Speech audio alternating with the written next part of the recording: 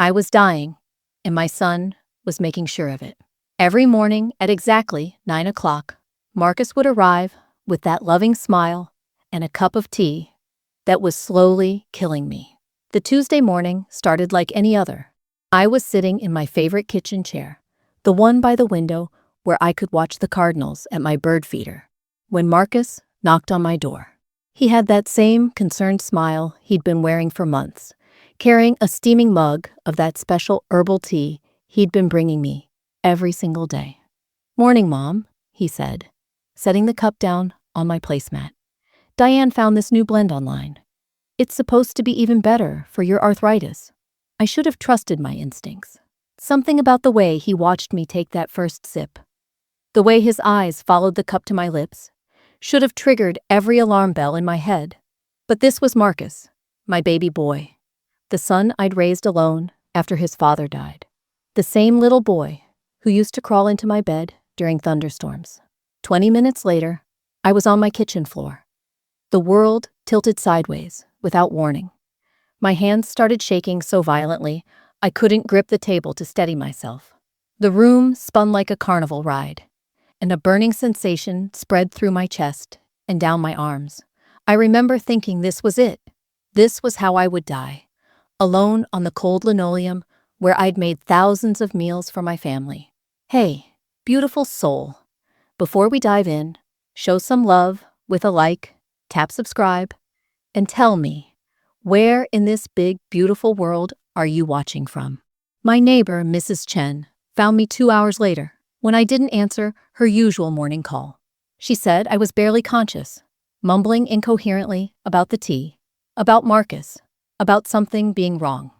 The paramedics arrived within minutes, but those minutes felt like hours of drifting in and out of consciousness.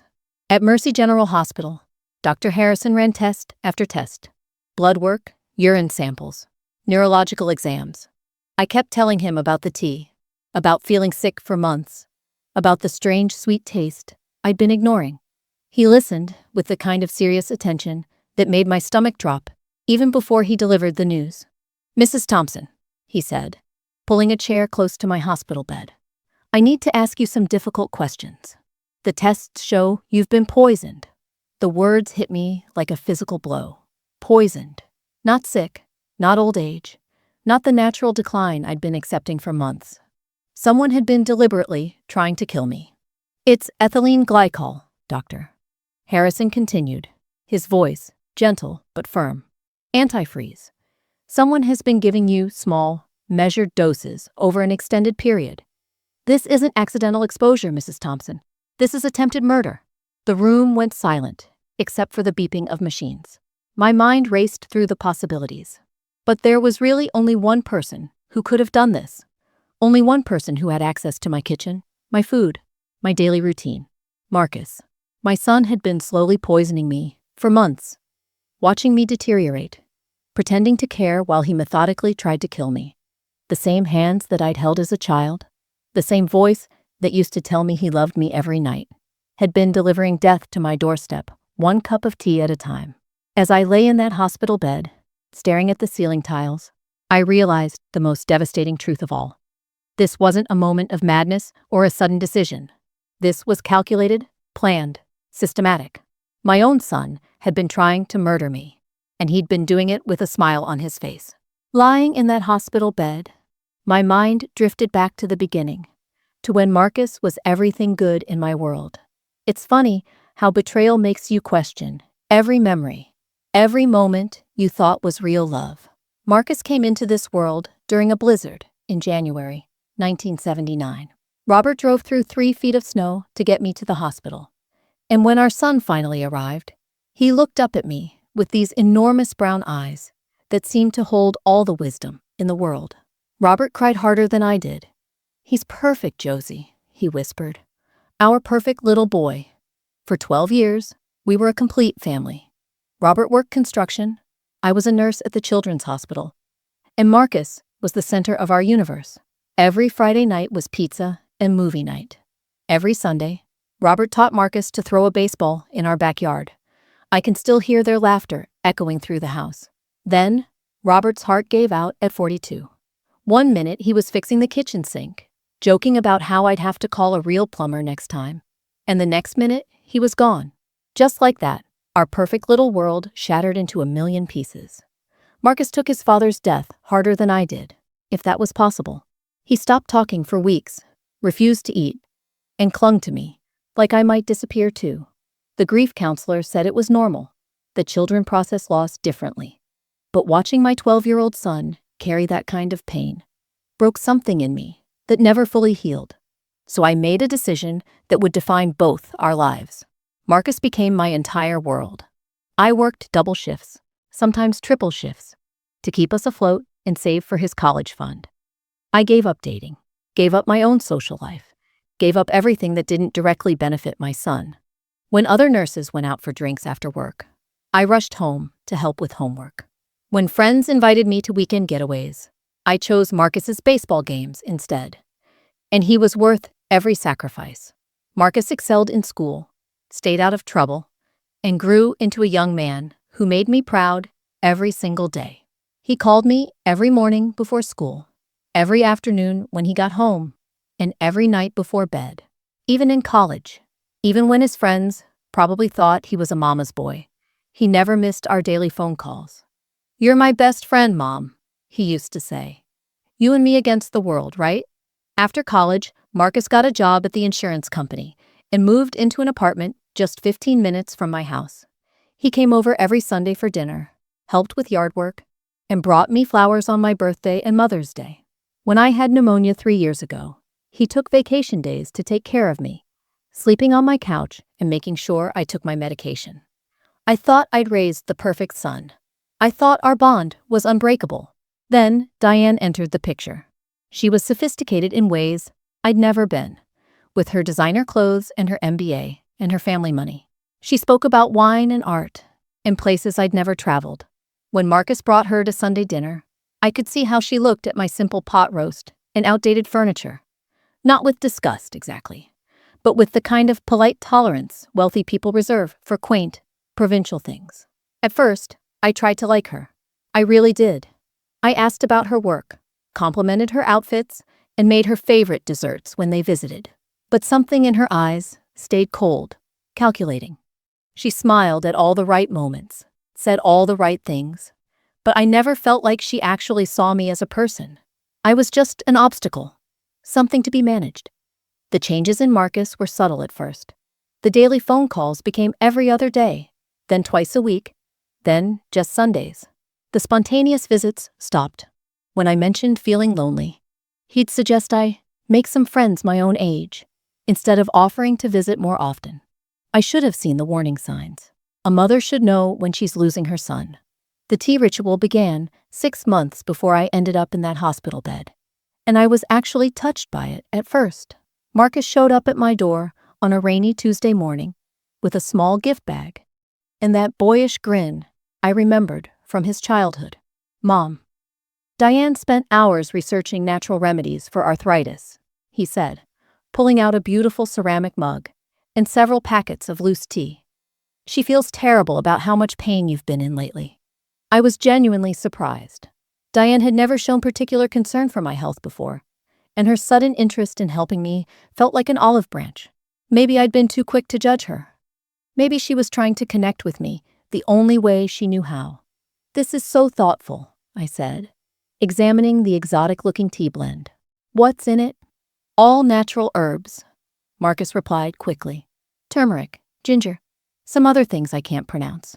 The important thing is that it's supposed to reduce inflammation and help with joint pain." The first cup tasted strange, slightly sweet, with an odd aftertaste that lingered on my tongue. But Marcus watched me drink it with such hopeful attention that I finished every drop and thanked him enthusiastically. "I'll bring you fresh tea every day," he promised. Diane insists on preparing it herself to make sure the proportions are right. That should have been my first red flag. Diane, who had never cooked anything more complicated than toast in my presence, was suddenly passionate about preparing herbal remedies, but I was so grateful for what felt like genuine care that I ignored my instincts. The daily visits resumed, but they felt different now. Marcus would arrive precisely at 9 in the morning, watch me drink the entire cup, and then leave within 20 minutes. Our old easy conversations became stilted, forced. He'd ask about my symptoms with clinical detachment, taking mental notes when I mentioned feeling tired or nauseous. Maybe you should write down how you're feeling each day, he suggested after I complained about increasing fatigue. Keep a journal so we can track your progress. Within a few weeks, I was sleeping 12 hours a night and still waking up exhausted. My handwriting became shaky, and I'd find myself staring at grocery lists for several minutes before remembering what I'd meant to buy. Simple tasks, like balancing my checkbook, became overwhelming challenges. It's probably just age catching up with you, Marcus said when I mentioned the confusion. Diane's been reading about cognitive decline in seniors. She thinks you might want to consider getting some help around the house. The suggestion felt like a slap. I'd been independent my entire life, had worked as a nurse until I was 68, and prided myself on taking care of my own home. Now, my son was talking about me like I was some feeble old woman who couldn't manage basic tasks. But the worst part was how Marcus began treating me during these visits. He'd speak slowly, as if I couldn't understand normal conversation. He'd repeat things I'd just said back to me, claiming I was forgetting what I'd told him. When I protested, he'd exchange knowing looks with Diane, who started accompanying him more frequently. Mom, you told me the same story about Mrs. Chen's cat 3 times yesterday, he'd say, with exaggerated patience. I'm worried about you. The gaslighting was subtle, but constant. They'd move things in my house and then express concern when I couldn't find them. They'd claim I'd forgotten appointments I'd never made or conversations that never happened. Slowly, systematically, they were making me question my own reality. One particularly bad morning, I could barely get out of bed. My hands were shaking so badly, I couldn't hold the phone steady to call Marcus. When he arrived with the tea, I was still in my nightgown, something that would have been unthinkable just months before. This is getting serious, he said. But there was something in his voice that wasn't quite right. Not genuine concern, but something that sounded almost like satisfaction. We need to start thinking about long-term care options. As I forced myself to drink that day's tea, fighting waves of nausea, I caught him checking his watch. He wasn't worried about me. He was timing something. And for the first time in months, a clear thought cut through the fog in my brain. Something was very, very wrong. The confrontation happened on a Sunday in late September, during what I thought would be our usual family dinner.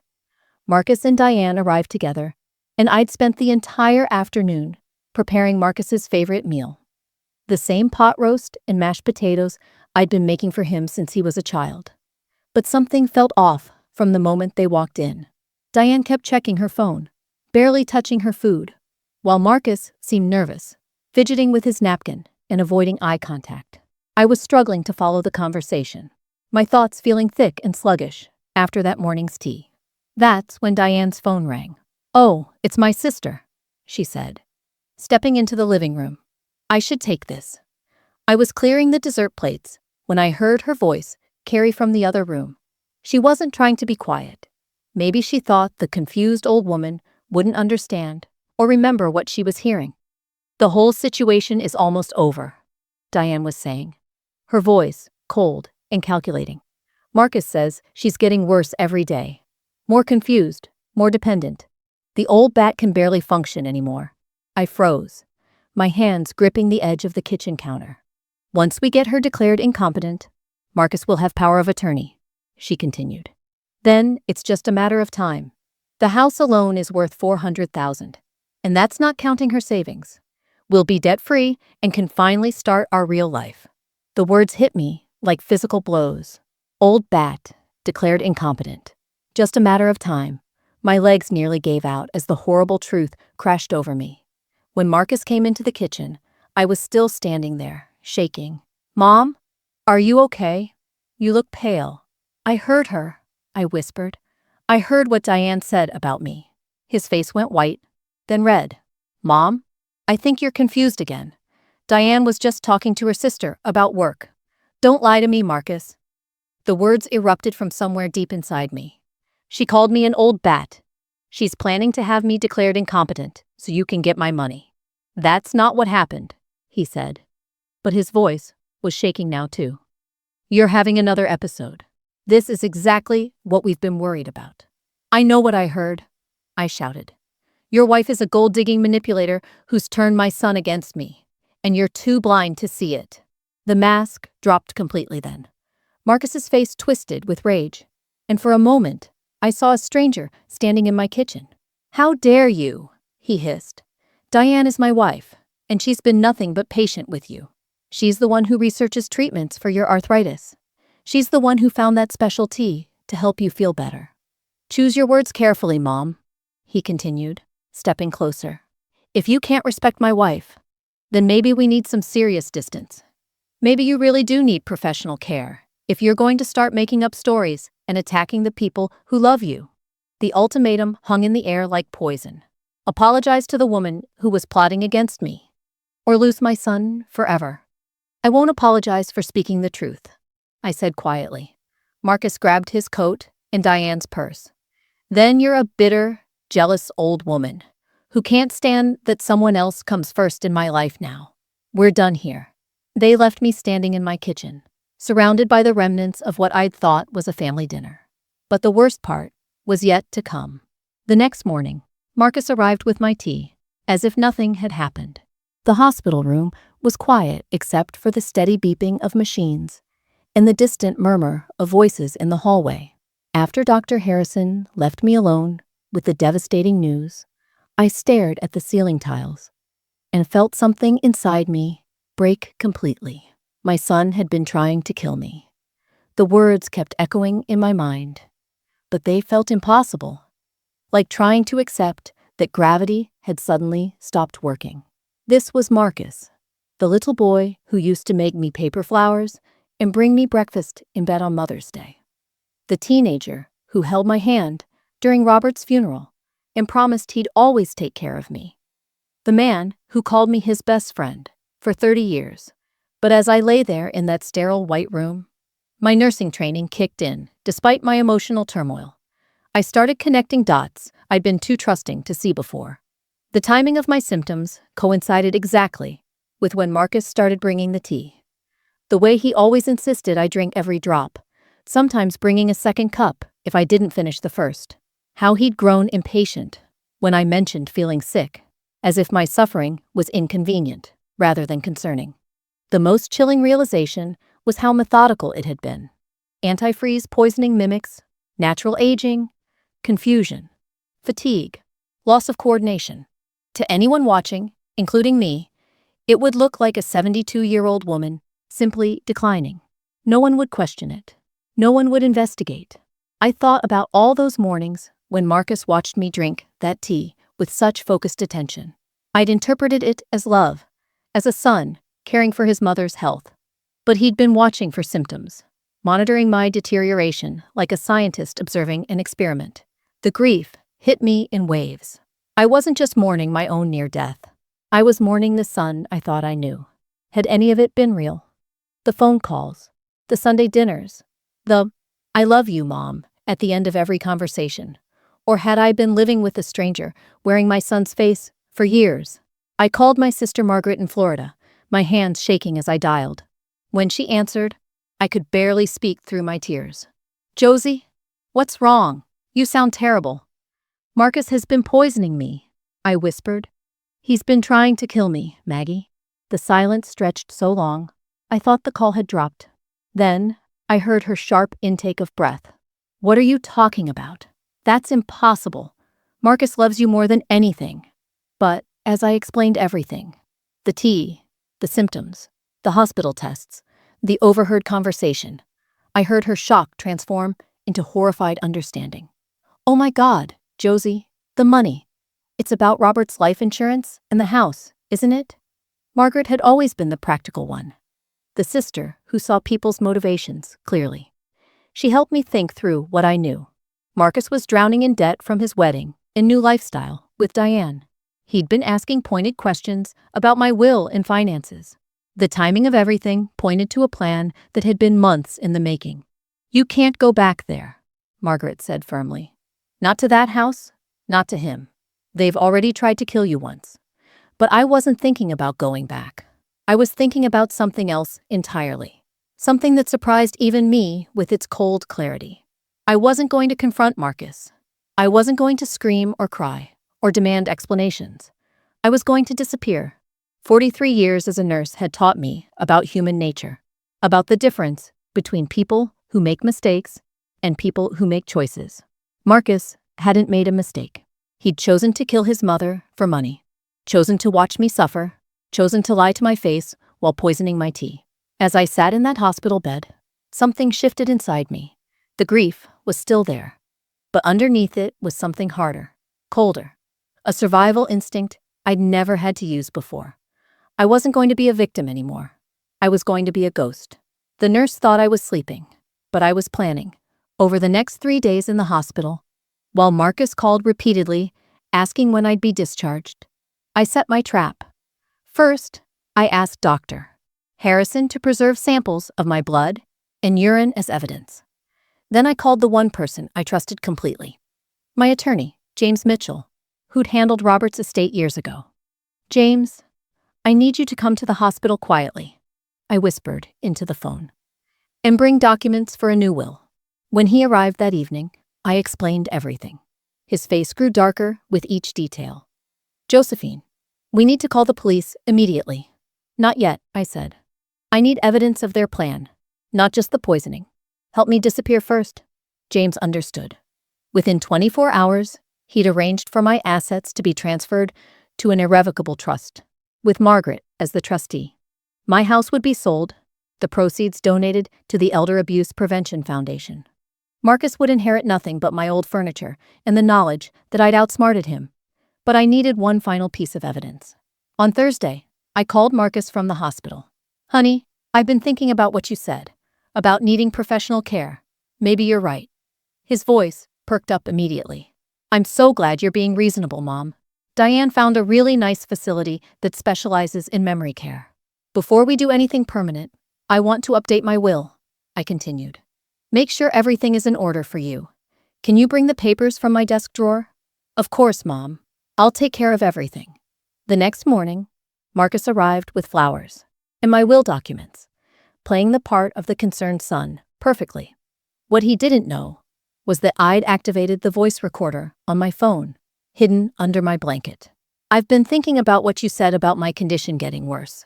I began carefully. "How much time do you think I have left?" Marcus shifted uncomfortably. "Let's not talk about that, Mom.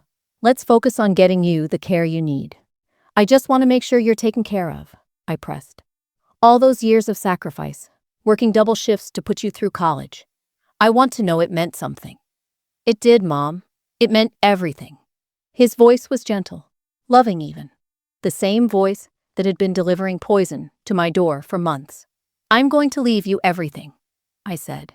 "The house, the savings, all of it. You're all I have." There was a pause. Then Marcus leaned forward and took my hand. "Don't worry, Mom. It'll all be over soon. You won't have to suffer much longer." The words were so casual, so matter-of-fact, that they sent ice through my veins.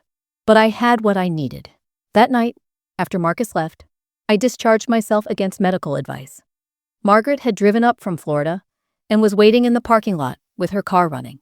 "Are you sure about this, Josie?" she asked as I climbed into the passenger seat. I looked back at the hospital where I'd learned the truth about my son, then at the phone containing his recorded confession. I've never been more sure of anything in my life. As we drove toward Florida, I left one final message on Marcus's voicemail. "I'm going away for a while to think.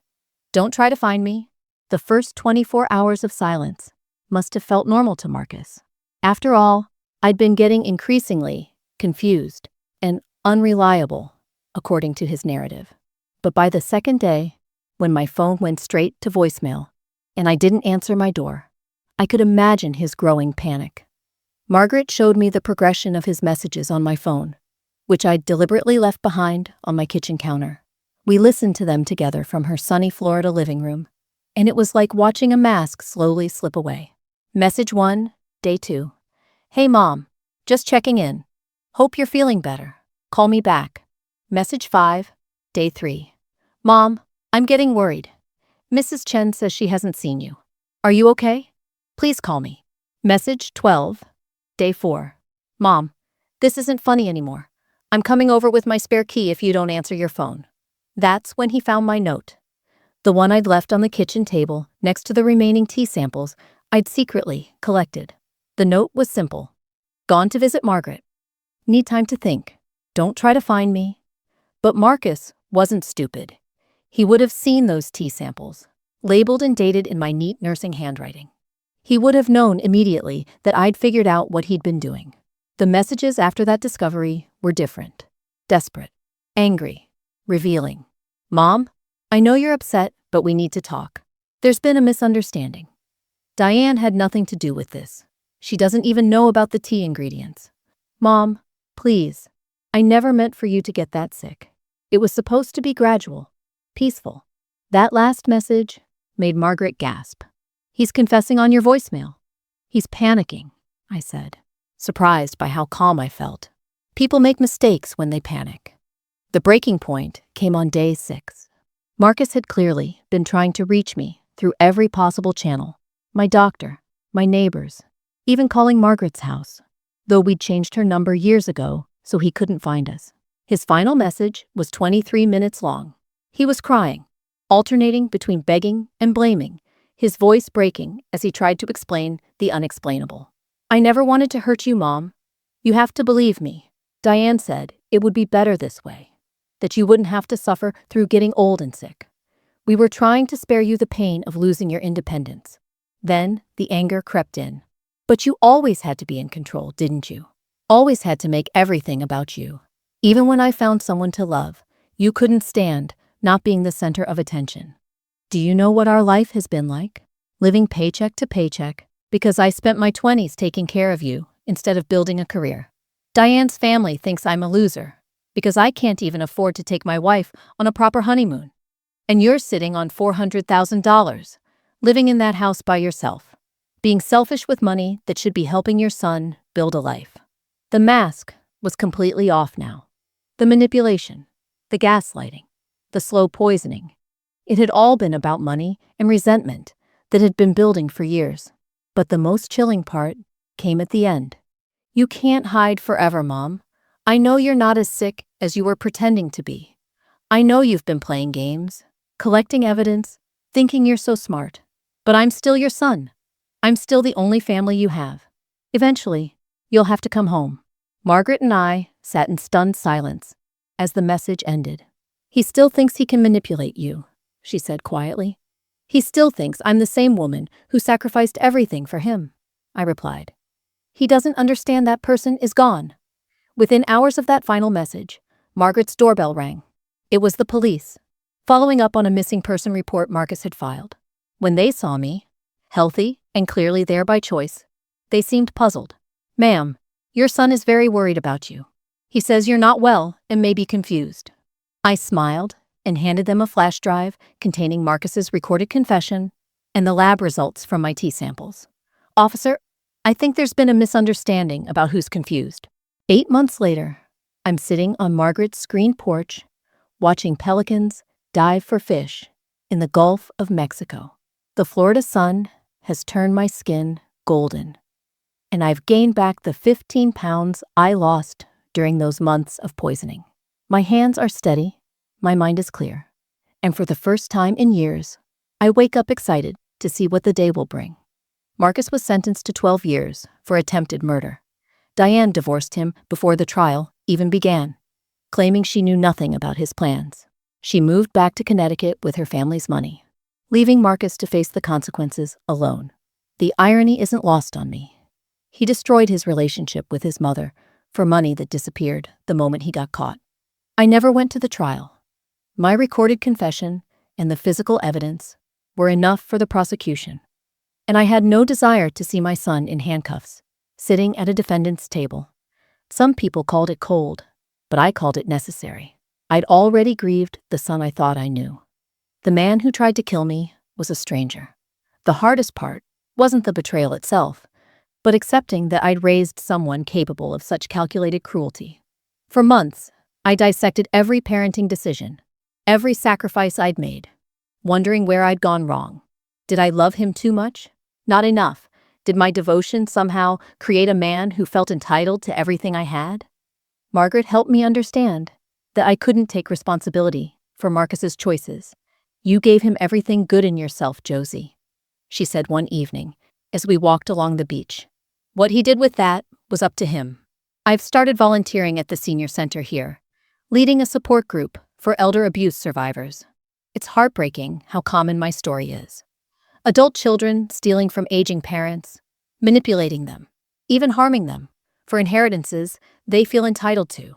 But it's also healing to help others recognize the warning signs I missed for so long. Last month, I got a letter from Marcus in prison. I almost threw it away unopened, but curiosity won. It was 8 pages of self-pity and blame-shifting, with a few lines of what might have been genuine remorse buried in the middle. He ended by saying he still loved me and hoped I'd visit him. I wrote back exactly 5 words. I hope you find peace. Then I burned his letter in Margaret's fireplace and scattered the ashes in her garden. Every morning now, I make my own tea.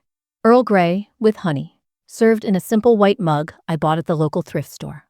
The ritual has become sacred to me. Choosing my own ingredients, heating the water to exactly the right temperature, watching the steam curl up toward the ceiling, it tastes like freedom. Sometimes people ask if I miss him, if I regret cutting Marcus out of my life completely. The answer is complicated. I miss the son I thought he was. But I've learned that loving someone doesn't mean accepting their poison. Sometimes the greatest act of love is walking away before they can destroy you both. At 73, I'm finally living for myself. I have friends who choose to be in my life, not because of what I can give them, but because they enjoy my company. I travel when I want to, spend my money on things that bring me joy, and sleep peacefully, knowing that no one is planning my demise over morning coffee. The Cardinals have followed me to Florida. Or maybe these are their cousins. I watch them at Margaret's bird feeder every morning as I sip my tea, and I'm reminded that some relationships are simple and pure. The birds come because I offer something good, and they stay as long as it serves them both. When they leave, it's without malice or expectation. That's what love should be. Clean, honest, without hidden agendas or slow-acting poison. As I finish my tea and prepare for another day of this unexpected new life, I'm grateful for the hardest lesson I've ever learned. Sometimes survival means having the courage to save yourself, even when the person trying to destroy you calls you mom.